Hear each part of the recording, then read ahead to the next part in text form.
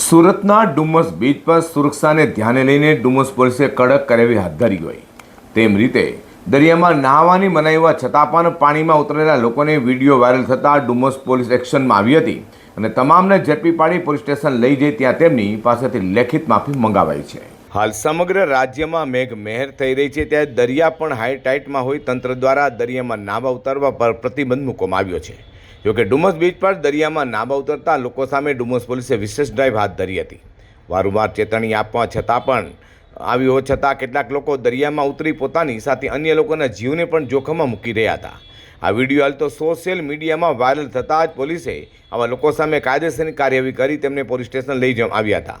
ત્યાં તેમની પાસેથી પોતાની ભૂલ સ્વીકારી માફી માંગવામાં આવી હતી તેમજ ભવિષ્યમાં સુરક્ષા સૂચનાઓનું પાલન કરવાની ખાતરી પણ લેવામાં આવી હતી. ડુમસ પોલીસે નાગરિકોને અપીલ કરી છે કે દરિયામાં નાહવાથી દૂર રહે, ચેતવણીના બોર્ડ અને પોલીસની સૂચનાઓનું પાલન કરે અને પોતાના તેમજ પરિવારની સુરક્ષાને પ્રથમ પ્રાથમિકતા આપે.